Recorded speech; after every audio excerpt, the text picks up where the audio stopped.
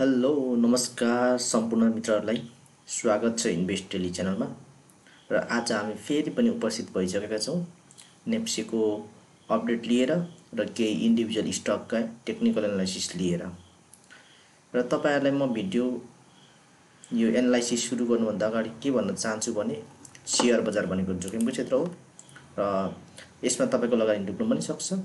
त्यही भएको हुनाले गर्दा तपाईले यही भिडियोको आधारमा चाहिँ तपाईले शेयरको खरिद बिक्री नगरिदिनु होला र आफैले पनि अध्ययन गर्नु होला, स्टडी गर्नु होला, फाइनान्शियल रिपोर्टहरु अध्ययन गर्नु होला है र डिभिडेन्डहरु के कस्तो दिएको छ, कस्तो कम्पनी हो, ब्याकग्राउन्ड के हो, सञ्चालक समितिहरु कस्तो रहेका छन् है, कम्पनीको ओभरअल परफर्मेन्स हेर्नु होला, त्यसैले कतिको ग्रोइङ छ है र प्राइस कतिको बढेको छ, सबै कुराहरु तपाईले अध्ययन गर्नु होला र त्यसपछि मात्रै तपाईले लगानी लाउनु होला। र तपाई ट्रेडर अथवा चाहिँ इन्भेस्टर तपाई के हो त तपाईले आफै सुरुमा छुट्याउनु होला आफुलाई है र त्यसको आधारमा तपाईले कारोबार गर्नु होला, लगानी लाउनु होला भन्दै हामी नेप्सेको टेक्निकल एनालाइसिस तर्फ जान चाहन्छौं र हामीले सुरुमा चाहिँ ओभरअल नेप्सेको कुरा गर्छौं र ओभरअल नेप्सेको कुरा गर्नुपर्दा गत बिहीबारको कुरा गर्छौं हामी। गत बिहीबार 3180 मा रोकिएको छ, बियरिश सेन्टिमेन्ट देखियो, सेलिङ प्रेसर देखिएको छ है, रेड क्यान्डल फर्मेसन भयो र अलिकति बजार चाहिँ कन्सल्टेसन फेजमा नै रहेको हामी तपाईहरुलाई जानकारी गराउँछौं र बारम्बार तपाईको झन्डै तपाईको 6-7 दिन लगभग हप्ता दिन भन्दा बढी भइसकेको छ एउटा कन्सल्टेसन फेजमा रहेको छ नेप्से र यसले 3200 को एउटा चाहिँ रेसिस्टेन्सलाई चाहिँ यसले तोड्न सकेको छैन र यसले 3200 को रेसिस्टेन्सलाई तोडेर माथि गएको खण्डमा चाहिँ यो चाहिँ हाम्रो नेक्स्ट टार्गेट हो माथि चाहिँ हामी जान सक्छौं है। त्यही भएको हुनाले गर्दा अब अहिले नेप्सेमा चाहिँ कलेक्सन पनि छैन, एउटा साइड वेजमा गएको छ र हिजो है गत बिहीबार चाहिँ एउटा चाहिँ यसमा चाहिँ डार्क क्लाउड कभर फर्मेसन भएको छ। अब यसले चाहिँ अलिकति मार्केटमा अझै पनि बढेर माथि जान सक्दैन भन्ने चाहिँ यसले जनाउँछ। अलिकति यो भनेको बियरिश सेन्टिमेन्ट हो है त र यसले चाहिँ मार्केट घटाउन सक्छ, तर हाम्रो चाहिँ साइड वेजमा गएको कारणले गर्दाखेरि चाहिँ डार्क क्लाउड कभर चाहिँ भ्यालिड हुन्छ जस्तो चाहिँ लागेको छैन है। तपाईहरुले हेर्नु होला मार्केट र हामीले चाहिँ स्टिल एउटा चाहिँ बायरहरुले चाहिँ घट्न दिएको छैन बजारलाई। त्यही भएको हुनाले गर्दा पनि हामीले चाहिँ राम्रो स्टकहरु छानेर अझै पनि लगानी लाउन सक्छौं। हामीले भोल्युमको कुरा गर्ने भने भोल्युम 20.49 20.5 अर्बको कारोबार भएको छ। आरएसएल को डाउन ट्रेन्ड देख्न सक्छौं है, मार्केटमा अलिकति बेयरिश सेन्टिमेन्ट आएर पनि देखिएको आत्तिनु पर्दैन है र म्याक्डीमा पनि त्यस्तै छ, अलिकति सिग्नल लाइन र म्याक्डी लाइन चाहिँ एकदम कोइन्साइड भएको छ, एकदम चाहिँ टाँसिएको छ है, अलिकति इन्डिसिजन हुन सक्छ भन्ने हो है। र डीएमए प्रोफाइलले हेर्ने हो भने पनि प्लस टी लाइन र एडिक्स लाइनहरु चाहिँ माथि नै रहेको छ, 23 भन्दा माथि र ट्रेन्डिङ जोनमै रहेको छ। त्यही भएर आत्तिनु पर्ने स्थिति चाहिँ छैन।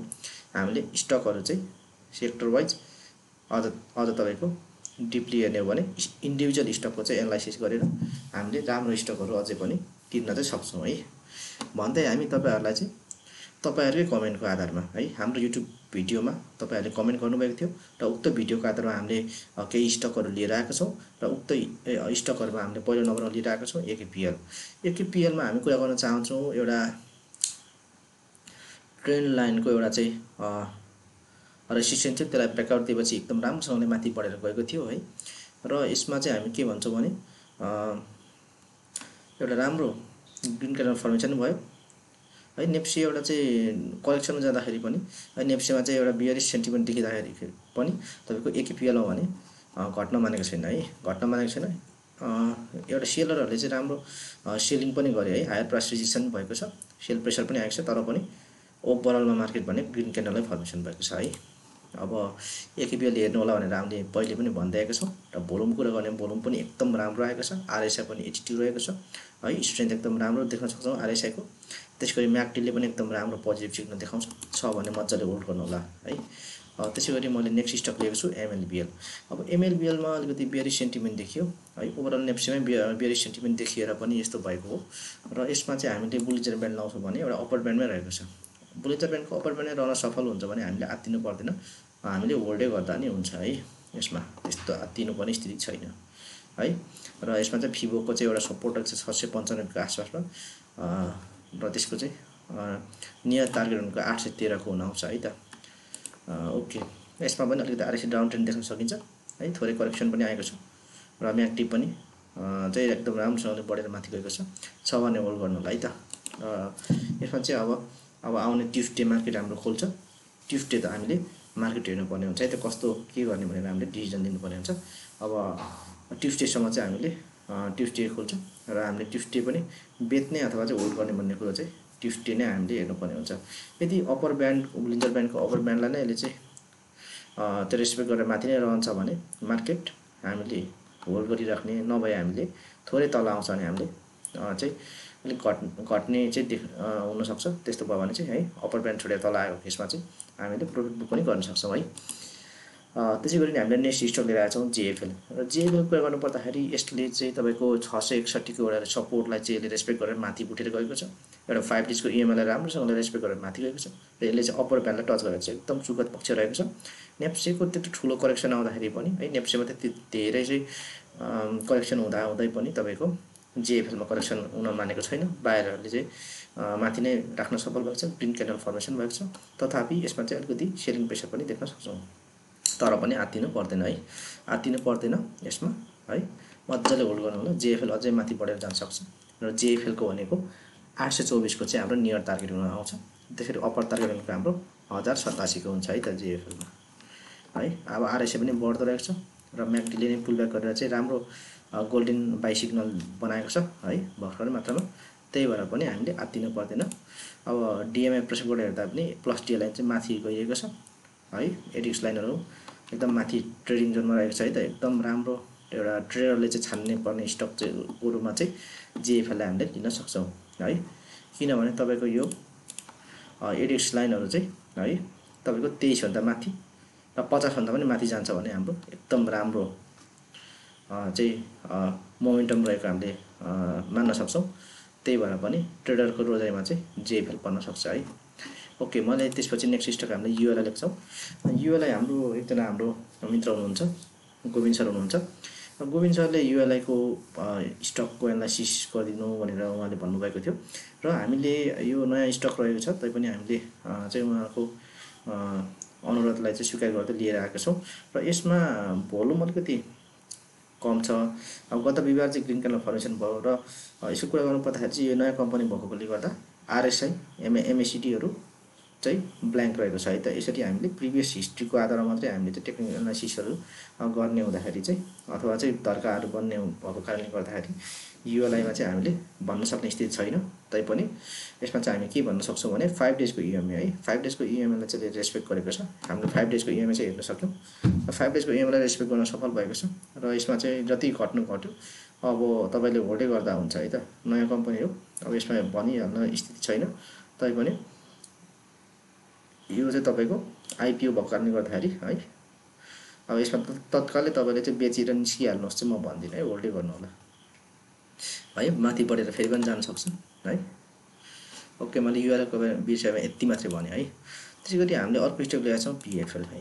अब पिएफएल कुरा गर्नुपर्दाखेरि पिएफएलमा भोल्युम राम्रै आएको छ। रेड क्यान्डल फर्मेसन भयो, अलिकति इन्डिसिजन भएको छ, हायर प्राइस रिजेक्सन छ, लोवर प्राइस पनि रिजेक्सन छ। तथापि एउटा चाहिँ राम्रो चाहिँ तपाईँको प्रिभियस राम्रो ब्रेकआउट दिएर माथि गएको हो है। र यसमा चाहिँ कन्सोल्टेसन भएर फेरि माथि बढेर जान सक्ने देखिन्छ र यसमा पनि चाहिँ एउटा सपोर्टको रूपमा चाहिँ 849 लिन सक्छौँ र हाम्रो नेक्स्ट टार्गेट भनेको हाम्रो बढेर गएको खण्डमा 941 लाई हामीले लिन सक्छौँ है। छ भने होल्ड गर्नु होला है त। अब यति नै भयो। मैले अलिकति आरएसआईले चाहिँ स्ट्रेन्थ गुमाएको हो कि जस्तो चाहिँ मैले देखेँ है। छ भने होल्ड गर्नु होला, राम्रै छ है त ओभरअलमा। त्यसै गरी हामीले अर्को लिएको छौँ सिआइटी है त। अब सिआइटीको कुरा गर्नुपर्दा सिआइटीमा चाहिँ अलिकति बियरिस सेन्टिमेन्ट देखियो है त। अब तत्कालको लागि बाई पोजिसन नलिनु होला यसमा चाहिँ। हामीले त्यही भन्यौँ, सिआइटीमा एउटा कप एन्ड ह्यान्डल बनाएर यसलाई ब्रेकआउट दिएर माथि गएको थियो। तर जति चाहिँ तपाईँको चाहिँ जुन यो करेक्सन थियो त्यसलाई चाहिँ फेरि यसले चाहिँ रेस्पेक्ट गरेर माथि गएर बढेको पनि थियो र फेरि घट्दो क्रममा छ है त। अहिले घट्दो क्रममा रहेको छ र तपाईँहरूलाई म के भन्छु भने यसमा चाहिँ बाई पोजिसन नलिनु होला। किनभने यसले चाहिँ एउटा मिडल ब्यान्ड है, अप्पर ब्यान्ड बोलिन्जर ब्यान्डको मिडल ब्यान्डलाई पनि यसले रेसिस्ट गर्न सकेन, रेस्पेक्ट गर्न सकेन र यसमा चाहिँ हाम्रो 4062 को एउटा रहेको थियो सपोर्ट। यो सपोर्टलाई नै यसले रेस्पेक्ट गर्न सकेन, त्यही भएर यो तल अझै खसेको छ। यो अब तपाईँको खस्दै आएको खण्डमा लोवर ब्यान्डसम्म आउन सक्छ है त, लोवर ब्यान्डसम्म आउन सक्छ है। अब यसमा एउटा सपोर्टको रूपमा चाहिँ हामीले एउटा आशा गर्न सक्छौँ 3804 मा चाहिँ अझै पनि यसमा चाहिँ तर बियरिस सेन्टिमेन्ट देखिन्छ। तत्कालै पाएपछि नलिनु होला है त। लिने भए तपाईँले अलिक तल आइसकेपछि लिनु होला है त। अब यसमा चाहिँ तत्काललाई चाहिँ त्यस्तो राम्रो छैन, RSI पनि डाउन ट्रेन्डमा छ, बरु पनि कम आइदिएको छ है त। वेट गर्नु होला तपाईँले किन्नलाई चाहिँ, किन्नलाई वेट गर्नु होला। अलिकति बियरिस सेन्टिमेन्ट छ है त, हरेक हिसाबले चाहिँ अलिकति करेक्सन देखिएको छ है। हामीले यति नै मात्र स्टकको एनालाइसिस गर्छौँ है। अब तपाईँहरूलाई चाहिँ भिडियोमा फेरि तपाईँहरूले कमेन्ट गर्नु होला। हामी फेरि पनि तपाईँहरूको कमेन्टको आधारमा चाहिँ हामीले भोलि फेरि अर्को भिडियो बनाएर उपस्थित हुनेछौँ। त्यति दिनसम्मको लागि बिदा दिनु होला। हवस् त, धन्यवाद।